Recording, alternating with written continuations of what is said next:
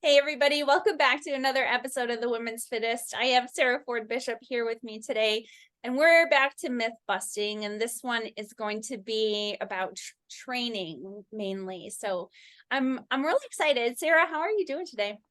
I'm good. I'm excited to myth bust with you. I feel like this is always fun, especially just the stuff women here, I think for the most part, and like are confused about because there's so many things on Instagram and TikTok and people saying things are new that aren't new. And, a lot of things work, but then a lot of things are silly. So yeah, I'm excited to get into it. Yeah, one of my favorite things about this is just letting people know that they can start at any level to make change.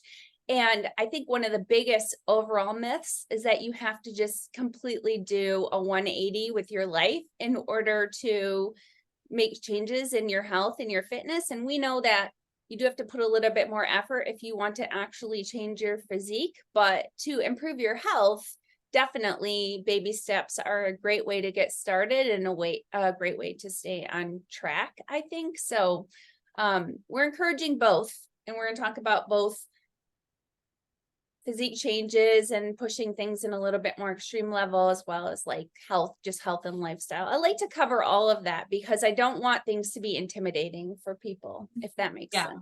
Yeah. All right. So the first thing that we are going to talk about is let me see, I forgot how I was going to word this. Okay, so some people think that they have to train 5 days a week in order to see physique or health improvements, and we want to let people know that you can start off with a little bit depending on whatever works for you. And there's a lot of variables that go into deciding a split, but we want to talk about split options, right? So do you want to kick it? Yeah. Okay. Well, maybe we talk about like first, like for like a beginner, like someone just kind of getting into it. Like, Yep. I think starting with like a 3-day full body training routine would be perfect. I think the biggest thing with a split is first like deciding like how many days a week can you realistically train. And, I say this and people will answer on my intake form like 7. I will train 7 days. I'm like, no, I do not want you to train 7 days. I don't even want you to train resistance train, weight train 6 days. I think 5 days would be like the max that I would ever have someone train in a week. But, from there, again, it's like understanding like your goals and then, how often you can get to the gym and what kind of volume you need to achieve, the goals that you have. If you're looking to just kind of maintain muscle or you're a beginner and you don't need as much volume to grow, we can start on that lower end. If you're someone where, maybe we're trying to bring up a muscle group or, let's say you're a wellness competitor or someone that wants that kind of physique, that very lower body dominant physique, we may really need 3 days of lower body work to get the volume that you need and then still have enough recovery or not have to be cramming in so much in like 2 leg days to get that done. So that might be a consideration. So there's a lot of considerations. Like there's not a best split necessarily. There's definitely, I think, better or worse splits for your goals. Yep. Um, so what do you think? I would say like my thing is to start small with what you can do and then add to that. So if you can even only train, 2 days a week realistically, I would say start with that. And after a month, if you're going well with that, we add in a third day. Like you said, starting with full body is really great because a lot of people, though they might have weak points, or they might have physique goals to really be, bootylicious or whatever it is that they want to be. Most people need overall muscle. And so I think training all the muscles at first is going to be your best bet. Plus, it's just, I think it's important to know how to do all the exercises and know how to, see how your whole body is working. And you might feel other things better. You might realize you do like upper body training and you want to incorporate that well. And I think it's important just for overall balance and strength and everything to be working everything, especially at the beginning. But I would start small, because this is another thing when you're beginning a fitness, a goal. It's a lot easier to stay on track with your goal if you are able to do it, and you're not like, if you're every week you're missing a training day, you kind of are feeling like you can't do it and you fail. And these are the things that will make you, that can contribute to you quitting. So, but yeah, you have to evaluate how many days a week you can train, what you want to do. Another option is doing upper lower, which I don't know. I think I've only had like 1 or 2 clients that have had full body training. Usually I do upper lower, and a lot of people can do 4 days a week doing an upper lower split. And one of your upper body days can be a little bit more pull or back focused, and the other one can be a little bit more push, push or chest focused. So and then your leg days obviously can be split up a little bit more, like quad and glute, and then maybe hamstring, glute, or something like that. So it's very similar to what I do for a 4-day. I would say 4 days is what I'm most commonly programming, and it's going to be like an upper lower, kind of like you said, variations of that, maybe like a push pull legs kind of split. But yeah, that's pretty typical for me too. Yeah, it's funny because when I started out, the bro split was very popular, and I followed mostly male bodybuilders, which is a lot of what they did 10 years ago or whatever. And I don't even program that type of a split anymore for people, which, I mean, for those who don't know, I don't even know what the order was, because when you start putting it together, it's really like chest Monday. Yeah, it was like chest, legs, back, arms, shoulders, or something like that.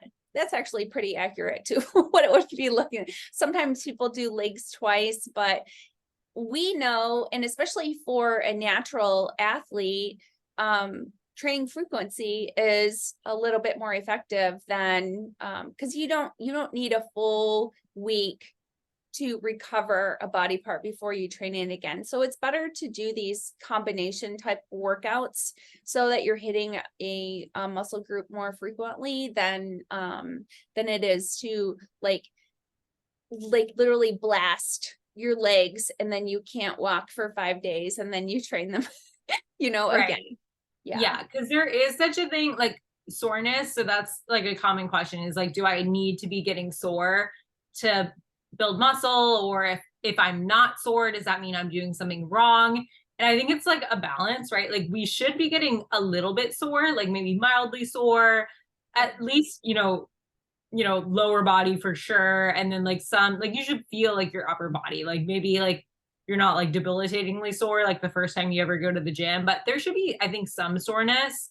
That said, like if you are extremely sore, that's like almost like to the point of like too much damage, or it's like, more than you really can recover from. And like your body is going more toward putting energy toward like recovering from all the damage you did than seeing it as like micro kind of trauma you can think of, that it's going to build muscle to be prepared for the next time that you go in and do the kind of that same thing. But yeah, we shouldn't be debilitatingly sore. We should be maybe a little bit sore, like feel like you did something. If you're never sore, might be a sign that you need to train a little bit harder.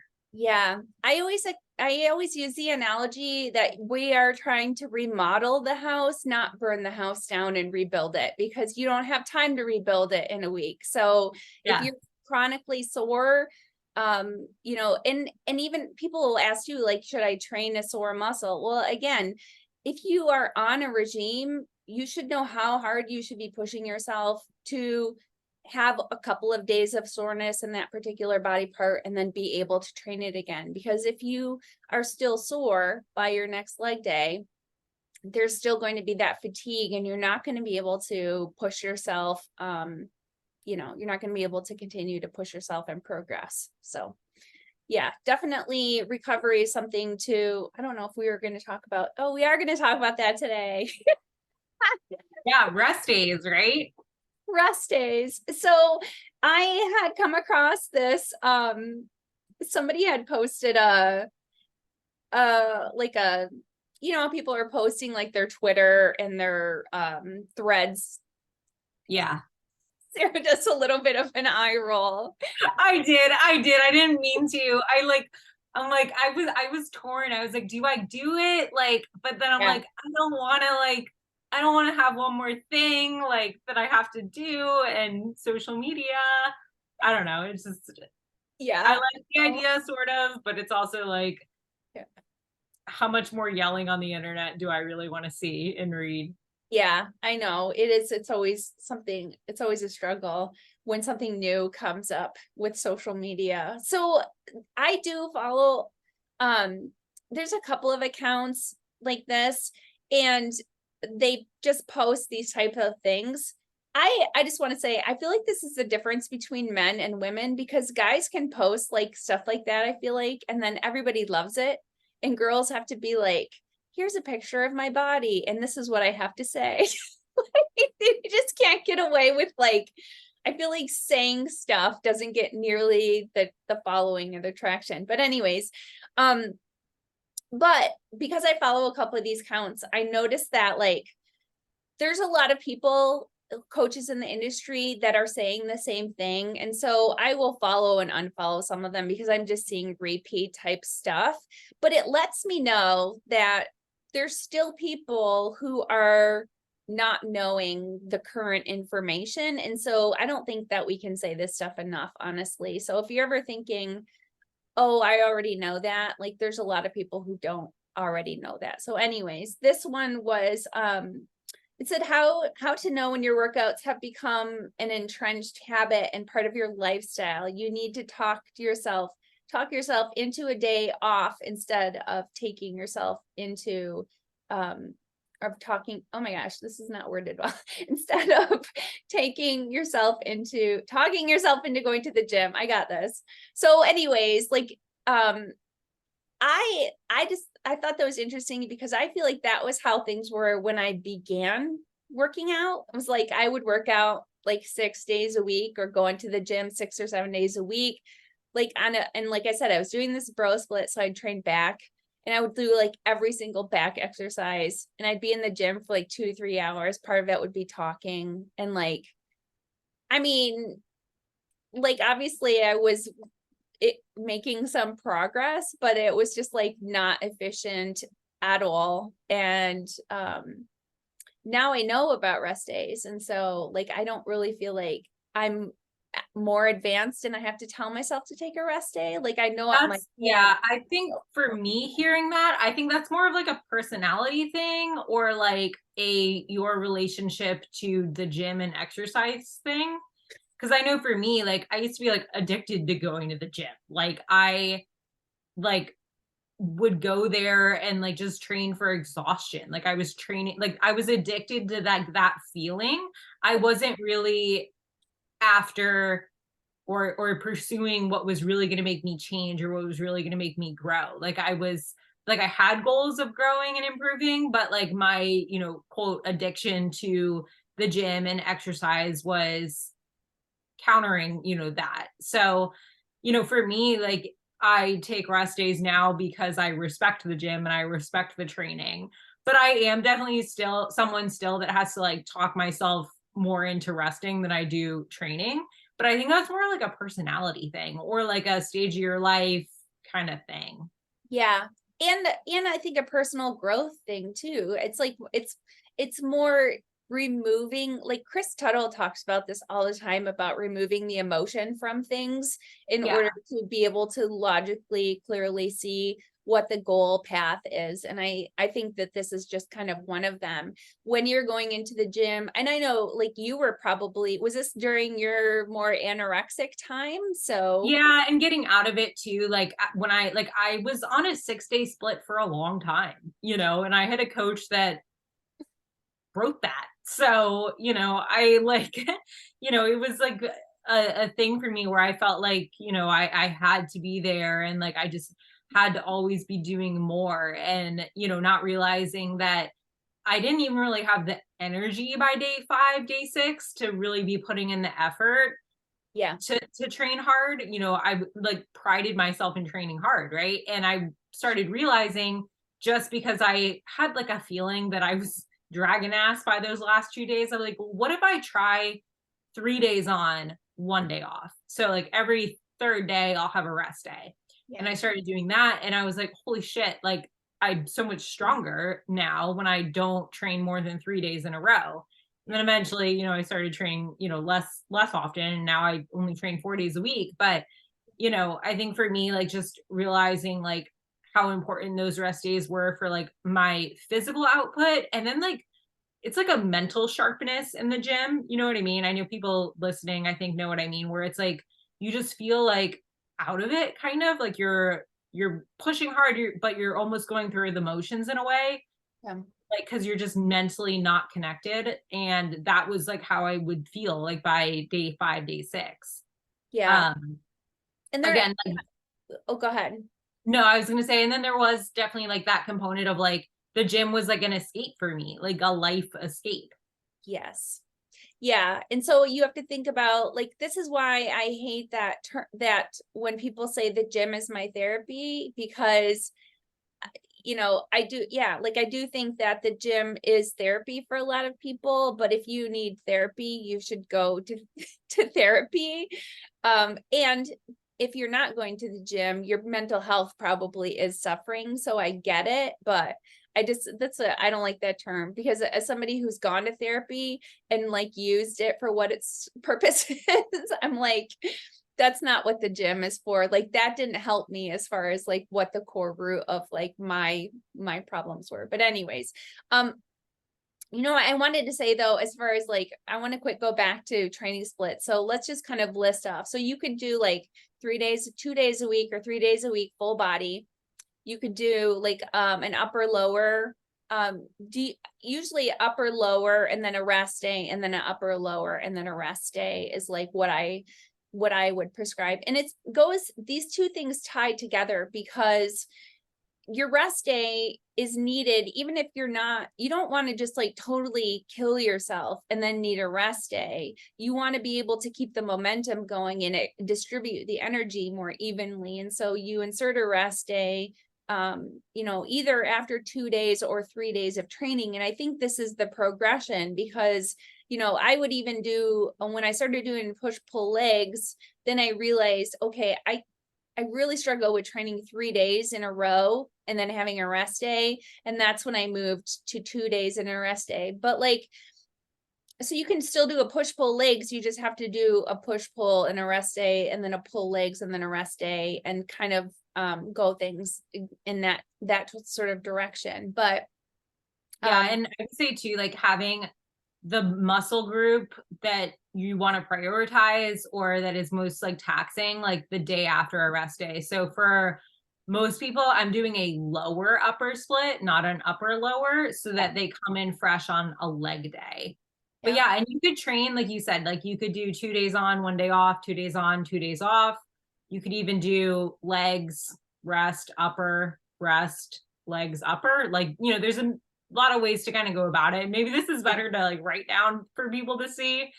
But yeah, like that's the 4 day, I think a lower upper variation of is a good way to approach it. and like I've had clients too where we will do a push legs pull off and then do an upper lower, which is what a 5-day split could look like. I've actually had a lot of them, but once they have worked with me for like a lot of it, an exit strategy is me revising their training into a 4-day to go more into like maintenance on their own, because maybe when they're working with me, we're pushing things a little bit harder. So they're doing they're doing like a 5-day.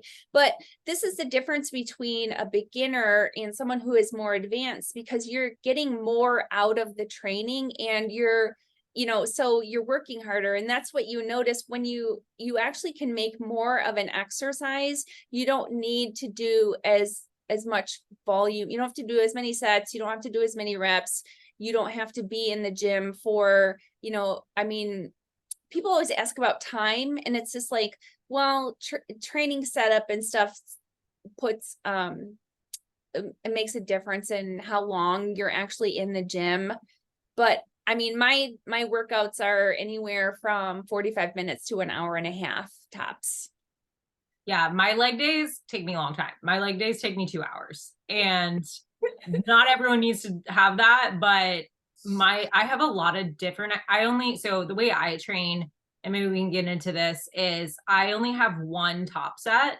So I have like two kind of lighter warm-up sets working up to that heaviest set. Yep. And then it's like an all-out set to failure for my final set.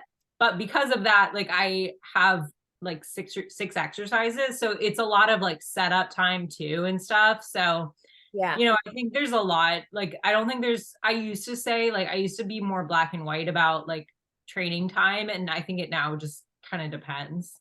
Well, and you could say, hey, you know what? You have to warm up as needed in order to get to your top set, which I'm the same. Like I usually do, 2 top sets. I mean, it just depends. Or sometimes I will do 3 sets if they're more isolation exercises and I'm not really like arm curls to failure. Like that's not really you know what I mean? But for Yeah. your heavy compounds and that type of thing, yeah. Like if I'm doing hip thrusts, I usually will do 1 or 2 top sets and then maybe a back off set. And that would be the absolute most that I do. So Yeah, I think you made a good point about, and that's what I was going to say too, was like the more advanced you are, like you don't need 3 back exercises to get your lats, right? Because on one exercise, you're able to really fire your lat muscles, and you don't need all that volume to cause growth because you're able to, put more tension on your lats with just 1 or 2 sets. right. And when you're newer too, one of the things I do like to emphasize is just the more that you do an exercise, the more you're moving through that movement pattern and the more, you're just learning how to recruit those muscles. A lot of it is just learning how to increase that time under tension so that you can not increase it, but so you're slowing down and just really feeling everything. And it takes that. It's like learning how to throw a ball. If you can throw a ball with your right hand, you practice, you're going to get stronger and stronger. If you throw a ball with your left hand, like it's going to be jankety. You have to learn that movement pattern all over again. So, in a brand new fashion. So in order to get stronger, and we have to remember that the goal is really to always get stronger or get better at the movement pattern. That's how you're building muscle, because you can't always get stronger, but you can slow down and a little bit and get better at that movement pattern and firing those muscles in that movement pattern. So that's what the goal is. So as far as rest days go, they're absolutely necessary. And like we were saying, they're more necessary for someone who is putting more effort into the gym. And that doesn't mean like 2 or 3 hours of like, what you were saying, like You don't have to do what I'm doing. That's what I'm doing, but there's so many things that work. I think 2 to 3 rest days a week is a good rule of thumb. Yeah, for sure. And it ensures that you're going to stick with it, much longer. Because like I said, if you're training a whole bunch and every day, also you're just gonna get, I think you're just gonna get sick of it. You're gonna run out of stuff to do. You're gonna be like, nothing's happening because I'm so exhausted. Yeah. And that's where people get burnt out too, is like they're like mentally burnt out, right? Yeah. And physically, but the mentally too. Yeah, I mean, we could talk about exercise selection, but I think it's important too, if you don't do all the exercises, because then when you're sick of one, or you have maxed out with one and you're not progressing with one, then you can swap out a different one. So that's why it's important not to do everything all at once, because you don't have anything left to switch to. Yeah. Yes. Doing all the leg exercises on leg day. Right. And yeah, I think we should talk about exercise selection at some point because, even just like for certain body parts, what are good exercises for certain body parts? And, if you're doing, this type of pressing movement, you don't also want to do this type of pressing movement at the Yeah. same time. Yeah, stuff like that. And maybe we can leave it at this. So, I mean, you mentioned like ways to progress and like improving form, being a big way, improving the way you target a muscle, being a big way to progress. Like the goal of training to get stronger, to build muscle is progressive overload, right? So to be progressing over time, over the course of, I like to say, look at it over the span of like a month, the more advanced you get versus week to week, Yeah. as more of a beginner. But how do we, progressively overload? We either add weight, add reps, add sets, improve like that time under tension, right? Or like you're saying, like improve form or intention or how we're able to like recruit, a muscle. So if you're choosing an exercise where you're limited, so like let's say things like, um, you know, like a kickback, like a banded kickback, like a glute band kickback, you're only going to be able to do so much of that before you need, to add more weight, right? Or, you're going to be doing 100 reps and that's no fun. Or something like a single arm dumbbell row. Like it might get to a point where like you're better off doing something chest supported because you need that added stability and able to increase the weight. So definitely another episode, I think, but like just maybe to kind of leave people with something. Yeah, for sure. And we could probably talk about some of the like what a split and what a workout might look like for somebody under like looking to train it. Like what does a pull workout look like, or what could a push workout look like that's chest dominant or shoulder dominant or something like that. So we can definitely go into more detail with all of this stuff. Yeah, let us know, guys. Yeah. Yeah, let us know. All right. So the next myth is, and I guess I didn't phrase that last one. It's like no days off. Do you need rest days? Yes, you definitely need rest days. And what, the one thing that we didn't preach that I think was preached so much probably about 5 years ago is that you grow while you're resting, not in the gym. And that's still the case. It's the recovery and the repair that builds the muscle tissue. In the gym, you're breaking it down. So yeah. All right. Sarah, how are things going with your waist trainer? I'm just kidding. My God. Yeah, I've never owned a waist trainer. But I will say, so I've been working with an in-person trainer for the last like 9 months. A lot of like mobility kind of work, and we're working on my breathing and different things there. And just working on my breathing patterns and being able to like do like true like diaphragmatic breathing and working on like my core brace like in the gym, my waist has definitely looks tighter now just doing that. And no waist trainers, no minimal vacuums, some vacuums, but no cinches or icy hot or what is the stuff people put on? Oh yeah. I don't know. Um you know what I'm talking about? It's like a Yeah. squeeze something. I don't know. Was I it don't squeeze know. me? Yeah, the squeeze Yeah, me. is that it? Mm-hmm. Yeah. Yeah. But anyway, It began with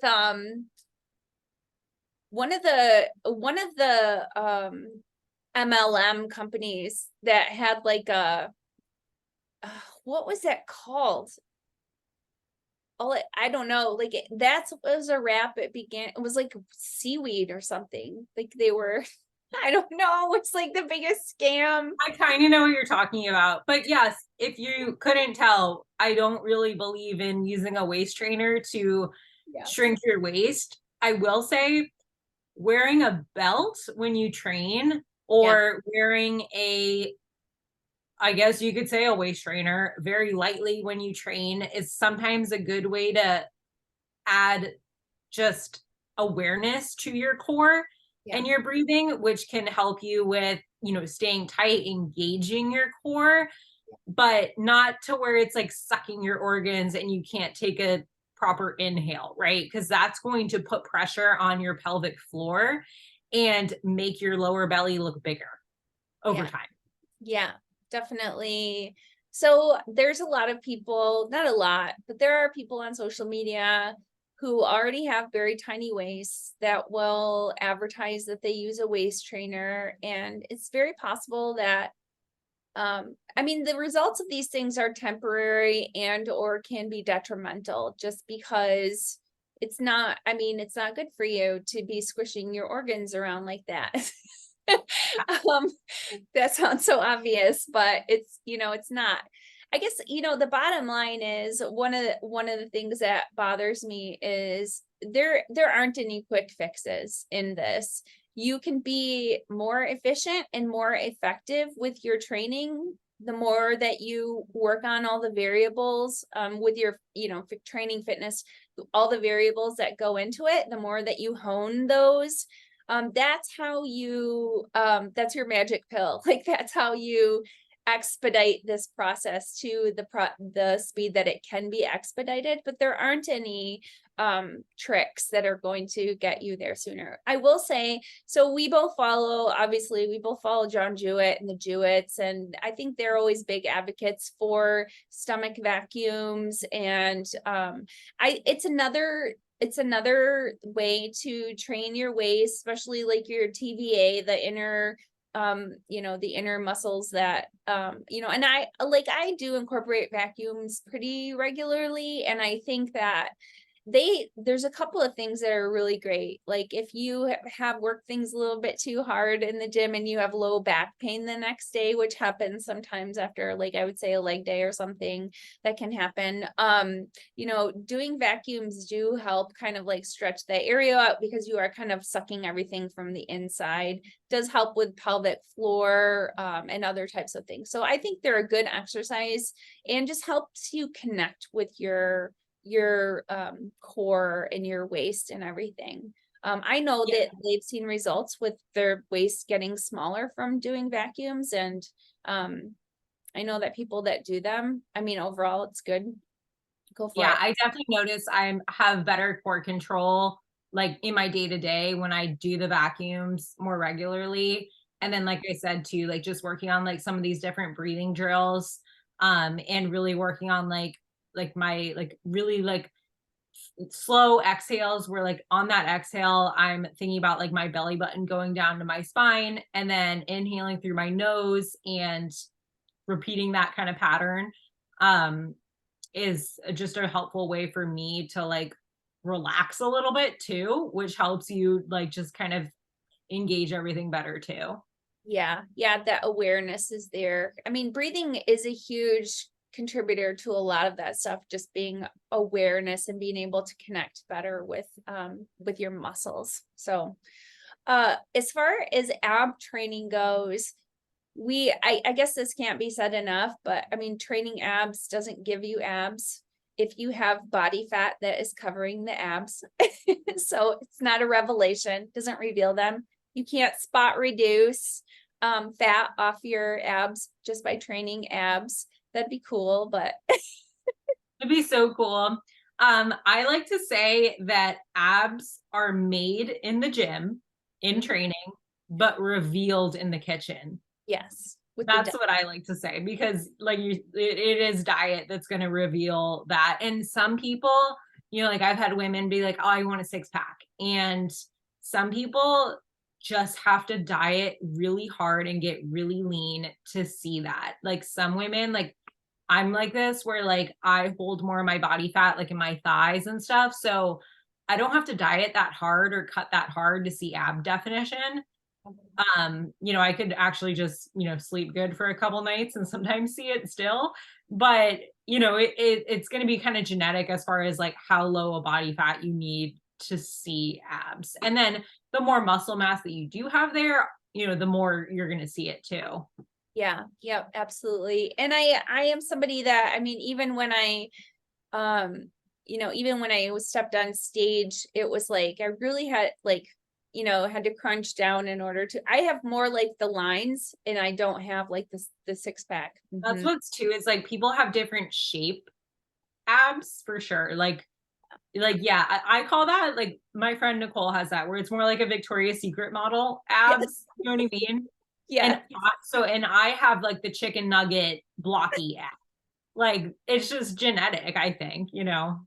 Yeah, it is. And I that's something too. Like you can, like any muscle, you can build up your abs. So you train your abs, they're going to get chunkier, they're going to get blockier, but it's going to be the shape of what you have, because the tendon lines you can't change. So like I actually have really ugly ones because there's like 3 on one side and 2 on the other, and they're like, like staggered. Yeah.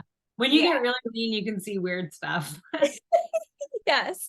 And I have a some weird people, indent. I have like an indent on one of my abs. Like it looks like I got hit there or something, but I didn't. I don't know. yeah, and like some people, like I always think of like Sean Roden, literally looked like a washboard, like he had just like 8 or 12 or something. I don't know. What are your favorite ab exercises though? If we are talking direct ab training, give me So your top three. yeah, so I like the captain's chair leg raise. That would be one. And I usually do that at the end of my leg day, because after a leg day, just because you're also working, why can't I think of words? The Hip flexor. yes, hip flexors as well. So yeah, so I would say I would go for that. And then I also like a crunch that is like a weighted and you roll up. You know what I'm talking Okay. about? Yeah. Um and like I don't do them very often, but I would also go with like probably like a decline, so that you're coming, well, that's like Like kind of the this. same, but I do like that one as well. I like, yeah, I was gonna say I like decline crunches, like on the bench. I like a cable rope crunch. Mhm. And then for me, I really like either a dead bug or like a like Basu ball like kind of crunch. Like I feel like I'm able to like really go slow there and like really like keep everything engaged. Yeah. Yeah. And there's a lot of stuff that you can do, but um like you were saying, if you pick 2 or 3 that you like, for the most part, if you're kind of getting like one from an upper angle and one from a lower angle, you're probably doing good, which is like basically a hanging leg raise type, or and then like a cable crunch, and you're really kind of covering it.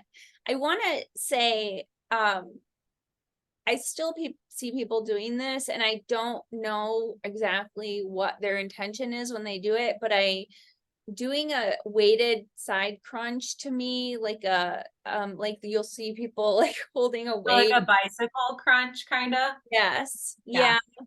I think like I still think people do this with the intent of trying to burn off a love handle. Like I don't think they think about the fact that they're actually working their obliques and making their waist. Like I said, they're building up this muscle. So they are probably, even if they dieted down, it would be more defined, but they're going to be making that um, part of their waist blockier and wider. I just do not recommend. That's my thing. Well, for me too, like a lot of your training is gonna work some of those deeper core muscles and abs as well. Yeah. Yeah. And, honestly, so when I had rotator cuff surgery, I couldn't do any overhead, like, I couldn't have any weight on me to do, like, so I did leg press and stuff, but I couldn't do any squatting because I couldn't put anything on my shoulders. And that was for like 6 or 8 weeks or something like that. And so when I finally went back to squatting, I was like, holy cow, my abs are like, my core is so sore, because these compound movements really do cause you to brace your core and work your core and abs and everything else. So, like, I've never been a huge ab workout person, because if I'm doing full body workouts in the gym, I feel like I am kind of hitting every muscle. So I do think They, go ahead. I would say, sorry, they have like a lower like volume threshold. So like to maintain them, you really don't need much of anything, like kind of once you have them. Yeah. So how often do you say that if you were, somebody said they wanted to train abs, like, I'll put like 2 or 3 exercises into the, maybe like at the end of leg day, doing like 1 or 2 exercises. So like twice a week kind of thing. yes. So, and that's kind of what I was going to say too, because people think like, oh, well, I need to train abs every day or something like that. And it's like, no, like anything else, you can train, you know, every Yeah. few days or And I something. mean, if you get lean and you realize you do have no abs, like then maybe we train it more, or like really make sure, like we said before, like you're actually training your abs. You're not like training your low back or training just your hip flexors kind of thing. Right. I think the important thing is to think about when you are kind of thinking about your overall fitness, you want to put your most energy into what is most important. And I'm not saying that having nice abs is not important, but I think effort should be put into bigger muscle groups, and then less effort goes into like it's sometimes hard to pull somebody's arm day away from them, but like you're like, you don't really need a full day for arms. Like I've even seen some of these fitness influencers who will do triceps on one day and then biceps on another day. And I'm just like a full day. Like that's Like a their, full bicep day. yeah, like they That's go in, terrible. do a 30-45 minute bicep workout. Can you imagine? Like, I just think, oh my gosh, and people are following this person. Like, what? I'd be bored for the first off. I know. I don't like that many. I only have like 4 arm exercises I really like. So Same. Yeah. I mean, I could see maybe doing like if you have a like cardio and abs kind of day where like maybe you do like an ab, like 3 or 4 ab exercises and cardio. Like I could totally see that. yeah.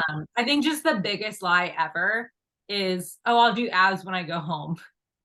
Like I used to do that. Like, I'll do abs. Like, you're done at the end, you're tired. You're like, I'll do it when I go home, and then it never happens. So wherever you put it, just make sure it happens if that's something that you want to grow and work on. So funny. Yeah, because you get home and you're like, I gotta eat. Like, I don't Yeah, want I'm like, I'm not doing abs. I'll do it later. I'll do it Yeah. later is probably the biggest lie ever. You're like, Yeah. you're not gonna do that. All right. So the last thing we're gonna talk about is Sarah.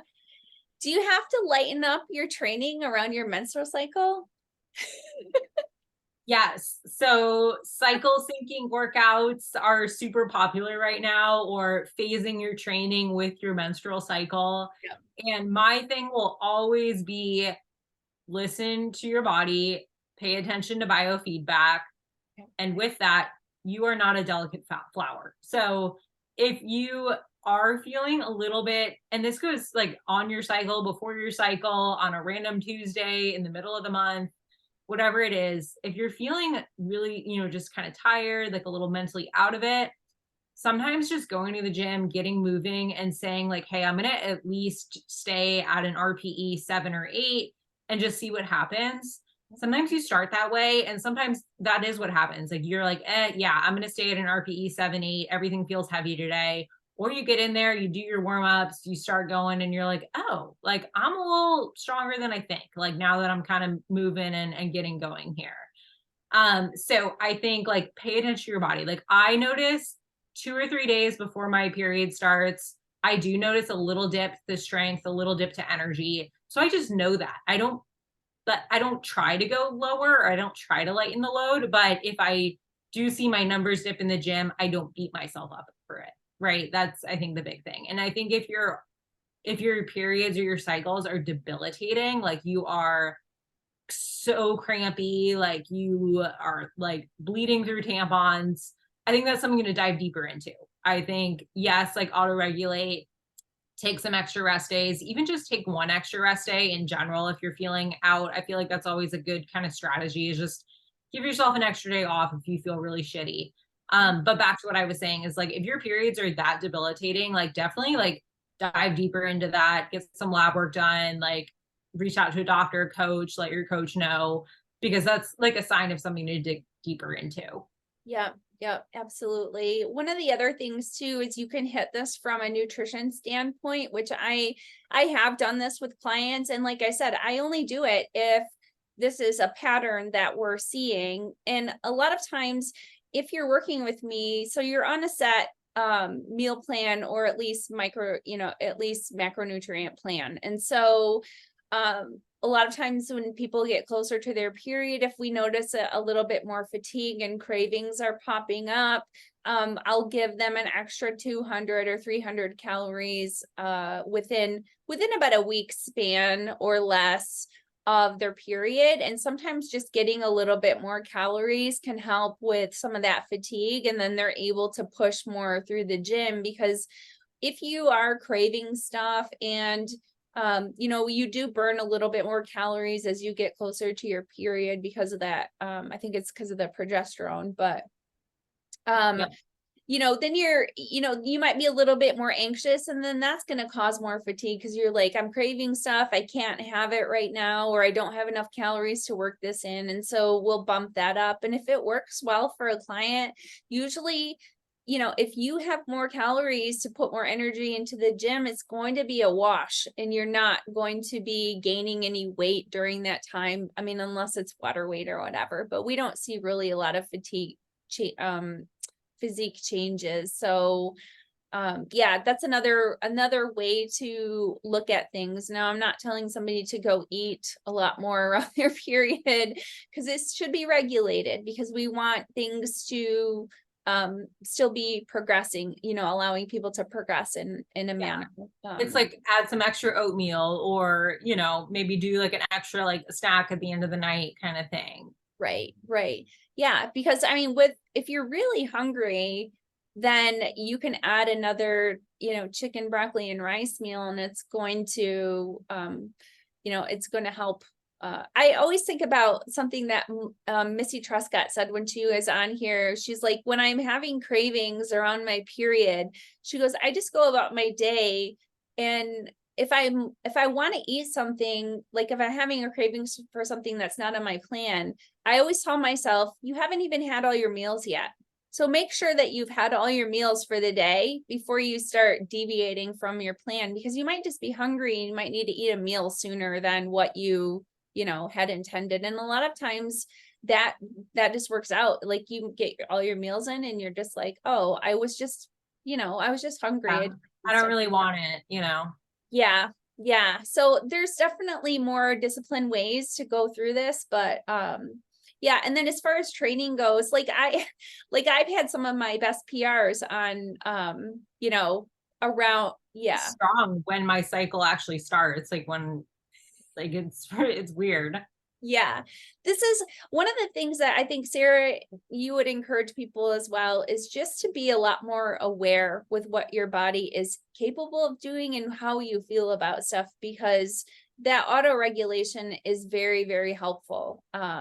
So if you are feeling fatigued, there could be a lot of reasons, not just your period. And a lot of times just going in and doing a couple of warm-up sets and doing a few exercises. Like I struggle with this a lot because I have a very active job, and instead of just saying like, I'm tired, I'm going to have another rest day, to go in and just see how that works out. Because even if you get part of a workout in, or it's an okay workout, then you can decide if the next day you're going to actually complete that workout and do it a little bit harder, or just move on with the next thing. Because when we start making excuses and just full on skip something is when, we're really impacting how change is not going to happen. So Yeah.